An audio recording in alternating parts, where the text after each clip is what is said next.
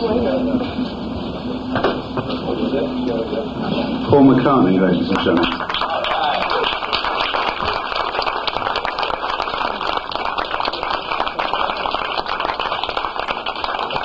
Hello. You probably know, like all tours these days use sponsors, right? I think like most big tours this size kind of get sponsored by someone. And really all we were doing was we were sticking out for a sponsor that we could kind of keep our integrity with. So I didn't actually have to hold up anything and say, I recommend this. And it was put to me that the way these particular people were going to do it would be similar to the campaign they did on the Olympics, which you didn't really get the feeling that the Olympics were sponsoring the card company. It was the other way around. You felt like they were kind of promoting the Olympics. And I think when you see the campaign, you won't ever actually see me turn to the camera and say, hey, don't go anywhere without one of these. It's not that kind of a deal. I mean, I figure we're living in a capitalist society. All you guys are being paid, aren't you? I don't see suddenly out of this mist. There's suddenly this idea that you shouldn't take money, or where's this idea come from? I mean, even the communists are kind of giving up on this idea now. And they seem to say like as if we never got paid in the '60s or something, or we never accepted money. We never did commercials.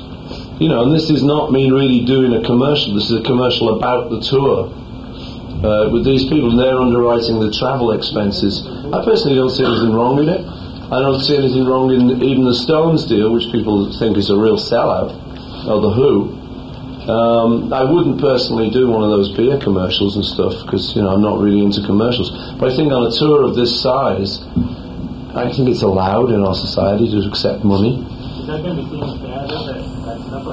I'm not sure. I'm not really that into it. The point is, there's in the economics of a tour like this, just getting from place to place is a big expense, and so these days most people accept some kind of sponsorship.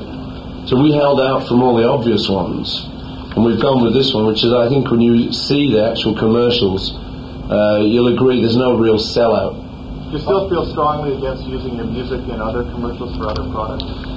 Yeah, I mean, I see a difference here, in this thing. I mean, I wish I had the commercial to show you. I haven't even seen it and stuff, but I think there is a difference using songs like All You Need Is Love to kind of promote a product, and using them sort of like in a movie or something. I think actually once they get identified with a specific product, like all the things that people have been doing for soft drinks things, I think there is a difference, and that kind of commercial I wouldn't do. I mean, I was telling someone yesterday I'd been offered a lot of money to hold up a whiskey bottle in Japan.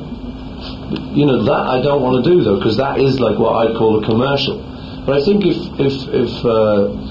these people you're talking about, Visa, want to film this, show the tour, show moments from the show, show me getting in and out of limos, and then talk about their card without me ever actually turning to the viewer and saying, yes, this card, In fact, we're kind of irreligious about it. We do sound checks where we advertise other cards. You've always used a recording studio as an instrument in itself. Could you tell me how you view recordings back from the Beatle days to now? I mean, is it more fun? You've spent 30 years in the studio. How do you feel about recording? Well, I mean, the main difference is it used to be a lot quicker to record. We recorded the first Beatles album in a day. 10 o'clock in the morning till 10 o'clock at night, and we did Twist and Shout last because if we'd have done it first we couldn't have done any of the others. John's voice would have gone. So one day for an album, which is pretty fast, to now it's like one day. It takes one day to switch on the machines now. Load the computer, find out where the on-off switch is. But that's the main difference, I think, is it just takes forever now to record one song, whereas you used to do a whole album in a day. But the nearest I've got to it recently was doing that Russian album I did of rock and roll songs, which we did 18 songs in a day. And it was really good. I think it's more fun to record that way, very spontaneous, and immediately. The other is like, God, it's like, honestly, it's terrible. You get this computer downtime. It's the other great fun thing you get. You probably all get it too.